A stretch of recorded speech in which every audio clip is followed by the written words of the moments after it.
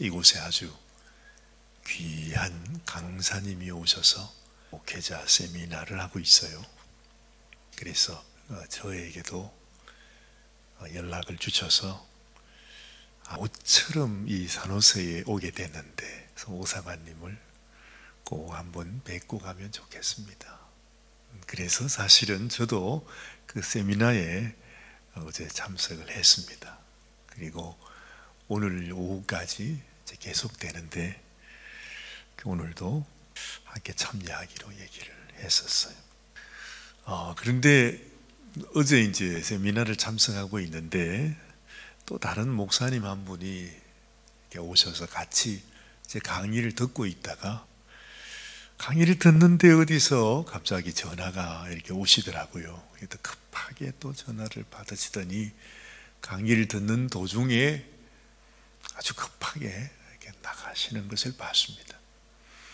또 그러고 있는데 또 오셨어요. 몇 시간 지나고 난 다음에 또 오시더니 또 좀 이렇게 앉아 계시다가 또 좀 있으니까 전화가 또 와요. 나는 무슨 일인지 전혀 몰랐죠. 그래서 그분이 전화를 받더니 또 어딘가 가셔서 무슨 어려운 일이 있으신가 보구나. 뭐 교회에 어려움이 있든지 말이죠. 그래서 제가 물어봤죠. 아니 무슨 일이 있으십니까? 했더니 그분이 하시는 말씀이 그 우리 교인 중에서 한 분이 췌장암 말기가 되어서 지금 위독하시대요. 마지막 돌아가시기 직전인데 이제 계속 보고 오신다는 거죠. 제 연락이 오고. 그래서 이분도 세미나를 참석하고 싶고 하니까 오기는 왔는데 전화를 받을 때마다 이제 가서 또 가서 기도해드리고 또 왔다가 계속 그런 것 같아요. 참 마음이 안 좋았어요. 참 우리가 이렇게 건강하게 지낸다는 것이 얼마나 감사한 일인지 모르죠. 근데 오늘 아침에 제가 이 말씀을 이렇게 묵상하면서 제 마음에 그런 생각이 드는 거예요. 마치 그 목사님께서 임종을 앞두고 있는 그분을 돌보시듯이 지금 이 유대의 나라가 임종을 맞이하고 있는 겁니다. 이스라엘 나라는 이미 사망했잖아요. 멸망을 당했습니다. 그런데 그 멸망의 그림자가 이제는 유대 땅에게 오게 되었죠. 우리가 지난 주일에 히스기야 왕 그리고 그 아들 므낫세에 관한 말씀을 우리가 생각하지 않았습니까? 그걸 보면 하나님께서는 어떻게 하든지 유대 땅을 다시 살려보시려고 이제 죽어가는 이 유대 땅이 마치 왜 그거 있잖아요. 사람이 이제 죽게 되었을 때 인공호흡하는 거 말이죠. 그러면 막 살아나는 것 같다가도 또 죽어지고. 그래서 살아나면 다행인데 그래서 마지막 이렇게 돌아가시게 되는 그런 경우들을 또 보는 것이 마치 그런 광경을 보는 그런 마음이 든다는 거예요. 지금 유대가 이제 유대 땅에 멸망의 그림자가 다가오고 있습니다. 그런데 하나님께서 그 멸망의 그 사망의 그 사자가 그 나라에 덮어지는 그 순간에 하나님께서 또다시 또 한 사람을 보내면서 그 생명을 연장시켜 주는 거예요. 이제 얼마나 되겠어요? 이제 불과 100년 이내에 이 유다는 멸망을 하게 되는데 오늘 우리가 읽은 이 말씀 요시야 왕은 유다가 멸망하기 전 하나님께서 이제 다시 한번 마지막으로 유다를 위해서 다시 이 나라가 새롭게 하나님 앞에 그 생명을 연장시킬 수 있는 하나님의 사람으로 하나님께서 요시야 왕을 세워주셨다 하는 거죠. 우리 인생 가운데서도 하나님께서 계속 우리에게 네가 하나님의 말씀으로 다시 일어서거라. 네가 다시 네 생명, 네 호흡을 계속하거라. 하나님은 자꾸 우리를 일으키시는데 우리는 자꾸 이렇게 죽어가잖아요. 자꾸 사그러지지 않습니다. 마지막 유다 이 나라의 소망이 되었던 왕입니다. 근데 참 재미있는 것은 얼마나 악했길래 그 므낫세 왕도 악하고 또 므낫세의 아들이었던 그 왕도, 그 왕이 누구죠? 기억이 나십니까? 므낫세의 아들 아몬이라 그랬습니다. 이 아몬도 그 악한 자기 아버지의 길을 가는데 얼마나 악했길래 하여튼 그 신복들이 신하들이 보다 못해가지고 세상에 왕이 된 지 불과 2년이 채 안 돼가지고서 이 신하들이 왕을 죽여버렸어요. 이건 옛날 이스라엘 땅에서나 있었던 이야기인데 말이죠. 보다 못한 신하들이 도무지 안 되겠다고 해서 그 므낫세 아들 아몬 왕을 죽여버리고 세운 왕이 누구라고요? 요시야 왕입니다. 오죽했으면 그랬습니다. 근데 그때 요시야 왕이 몇 살이라고요? 8살. 아이고 세상에. 아니 8살짜리 애기가 뭘 안다고. 그렇게라도 안 하면 도무지 이건 뭐 이 사람이 봐도 말이죠. 그 신하들이 봐도 이거는 안 되겠다 해서 어쩔 수 없이 그냥 왕을 뭐 목을 졸라 죽였든지 뭐 칼을 베어 죽었든지 모르지만은 세상에 충정을 가지고 이 나라를 위해서는 어쩔 수 없이 우리 왕을 죽여야 된다. 그래가지고 죽이고 그 아들 요시야를 세우는 것입니다. 참 기가 막힌 이야기입니다. 근데 참 놀랍습니다. 이것도 하나님 은혜죠. 하나님께서 다시 일으켜 주신 8살짜리 왕 요시야. 그 요시야가 웬일인지 하나님께서 은혜를 주셨어요. 야, 참 그것도 하나님, 정말 하나님 은혜예요. 이 요시야는 하나님을 사랑하고 하나님 앞에 정직히 행했다. 옛날에 그 아하스 왕 때에 히스기야 왕을 보는 것처럼 하나님께서 또다시 이 요시야 왕을 세워서 이스라엘의 이 유대 땅에 놀라운 이 신앙의 개혁이 이루어지도록 하고 있는 모습을 보는 것입니다. 예전에 우리 히스기야가 왕이 되었을 때는 몇 살이라고 그랬어요? 그때는 25살이잖아요.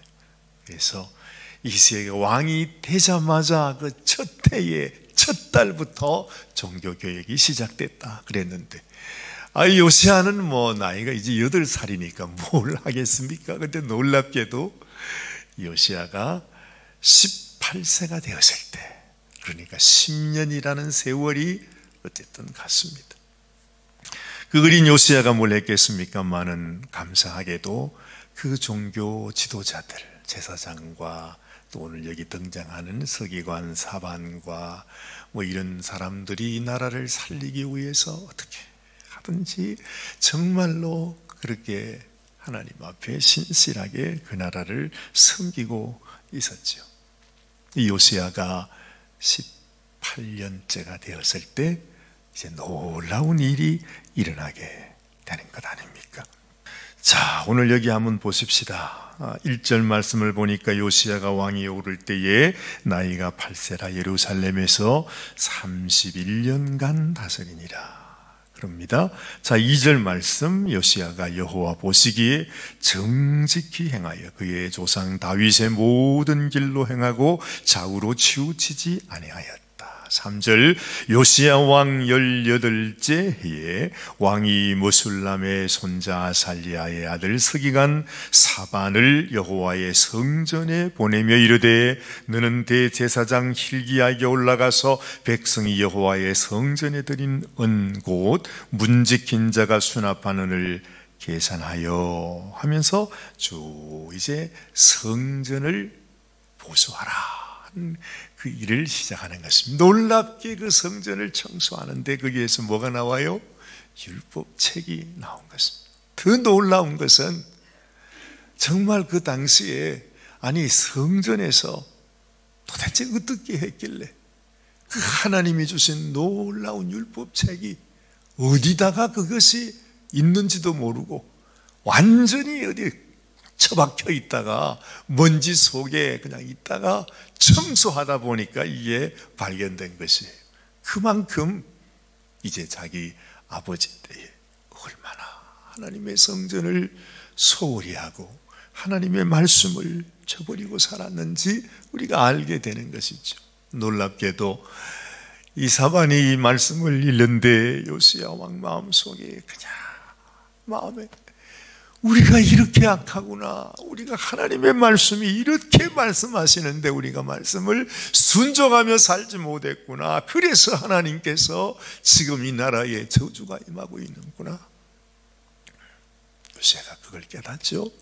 그러면서 자기의 이제 이 제사장들과 자기의 모든 신복들에게 가서 너희는 여선지자 훌다에게 가서 도대체 여기 나오는 이 말씀의 내용이 무슨 말씀인지를 한번 물어보라. 그래서 이제 가는 것입니다. 가서 얘기를 들었더니 훌다가 하는 얘기가 바로 이제 하나님께서 이 나라에 저주를 임하게 하신다, 이 나라가 마지막 망하게 된 것이라고 말하는 것입니다. 그러면서 훌다가 이렇게 얘기합니다. 하나님이 주시는 말씀입니다. 요시야, 너는 내 말을 들었을 때 너의 옷을 찢고 마음을 찢고 눈물로 통곡하며 회개하였기 때문에 내가 이 나라가 망해가는 이것을 네가 네 눈으로 보지 않도록 해주겠다. 그래, 이 세상에 정말로 가장 큰 비극이 어떤 비극이겠습니까?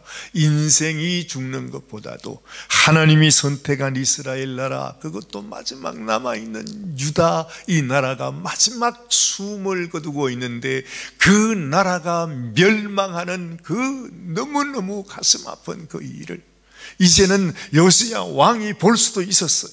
하나님의 저주가, 하나님의 심판이 눈앞에 와 있는데 요시야가 하나님 앞에 엎드려 회개하는 모습을 보고 내가 너는 이것을 보지 않도록 내가 너를 미리 불러가겠다, 그 말씀을 하는 것입니다. 제가 말씀드리지 않았습니까? 하나님이 히스기야를 불러가실 때도 사실은 하나님이 히스기야를 사랑해서 히스기야야, 너는 이 세상에 미련 갖지 말고 빨리 오너라 하는, 그것이 사실은 하나님의 진심이었는데 이사야가 그걸 몰랐잖아요. 그래서 자기를 죽이는 것이, 자기 생명 다하는 것이 무슨 큰 일이라도 되는 것처럼 말이죠. 어떻게 이럴 수가 있냐고, 제발 날 좀 살려달라고 그렇게 했는데 오늘 요시야에게도 하나님께서 요시야를 미워서 일찍 데려가는 것이 아니에요. 인간적으로 보면 사실 요시야가 전쟁터에서 전사를 하게 되잖아. 얼마나 가슴 아픈 일이었겠어요. 너무너무 인간적으로는 가슴 아픈 일이라. 그래서 선지자 이사야가 이 요시야가 죽음을 당할 때 그렇게 가슴 아파했다 그래요. 정말 유대 땅의 마지막 소망인데, 하나님께서 세워주신 귀한 왕인데 어떻게 허망하게 생각지도 못하게 전쟁터에서 그만 죽음을 당했는가. 아마 이사야도 잘 몰랐던 것 같아요. 그런데 오늘 이 여선지자를 통해서 말씀하는 것입니다. 20절 말씀을 보십시오. 그러므로 보라, 내가 너로 너의 조상들에게 돌아가서 평안히 묘실로 들어가게 하리니 내가 이곳에 내리는 모든 재앙을 네 눈이 보지 못하리라 하셨나니라. 그래, 하나님은 사실은 요시야를 더 배려해서 위해서 네가 네 눈으로 이 나라가 망하는 것을 보지는 않으리라. 내가 너를 먼저 거두어 가겠다, 이렇게 말씀하는 것입니다. 우리가 이 한평생을 살아가면서 내가 이 땅에서 얼마나 오래 살고 내가 병들어주고 내가 이 땅에서 어떤 일을 당하느냐 보다도 정말로 이 세상에 임하는 하나님의 심판을 우리가 보게 된다. 우리도 너무너무 잘 알지 않습니까? 예레미야가 얼마나 눈물로 그 유대 나라가 망하여 갔을 때 그 하나님 앞에 탄식했던 그 모습을 우리는 알고 있습니다. 내 인생 가운데서도 하나님, 참으로 이 세상의 멸망이 다가오고 있는데 하나님, 내가 이 땅의 멸망을 보지 않고 오히려 하나님의 은혜 가운데서 하나님께서 나를 위하여 예비하시는 그 삶을 살아갈 수 있도록, 어떤 일을 당해도, 어떤 환난과 고난과 시련을 만나든지 하나님이 배려하시는 하나님의 은혜 안에 살아가기를 원합니다. 그런 마음, 그런 소원, 우리도 요시야처럼 하나님 말씀 앞에 날마다 우리 마음을 찢으면서 주님, 내가 하나님의 뜻대로 살지 못하며 지금까지 우리가 이렇게 순종하지 못하고 살아왔음을 고백합니다. 아멘. 주님께 나아갈 때 하나님이 우리에게, 이 요시야에게 베풀어 주신 은혜로 우리에게도 부어 주실 줄 믿습니다. 이런 믿음을 가지고 하나님 앞에, 하나님, 내가 죽든지 살든지 하나님이 부어 주시는 은혜 가운데 살아가게 하여 주옵소서. 기도하는 이 아침이 되시기를 바랍니다. 하나님 아버지, 그렇습니다. 정말로 인생이 죽고 사는 것, 우리는 거기에 모든 것을 걸지만 하나님, 사실 이 땅에서 죽고 사는 것은 아무것도 아닙니다. 내가 하나님의 은혜 가운데 살고, 내가 하나님께서 주시는 축복 가운데 하나님의 백성으로, 하나님의 사람으로 믿음 안에서 하나님의 은혜를 사모하며 살아가는 것보다 더 귀한 것이 없음을 깨닫습니다.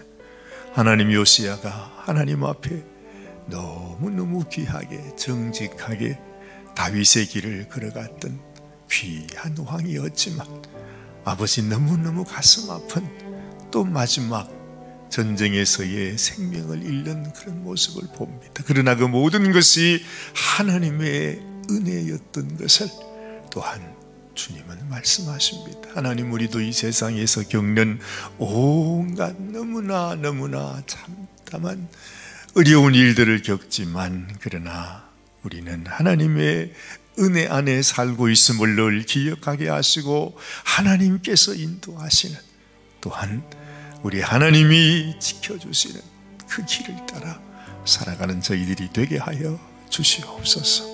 아버지 하나님께서 주님 요시야의 그 삶처럼 우리에게도 주님, 내 생명 끊어지는 그 순간까지 오직 하나님의 영광을 위해서 아버지의 뜻을 따라 순종하면서 살아가는 귀한 당신의 종으로 살게 하여 주시옵소서. 우리 주님 예수님의 귀하신 이름 의지하여 간절히 기도드리옵나이다. 아멘. 아멘.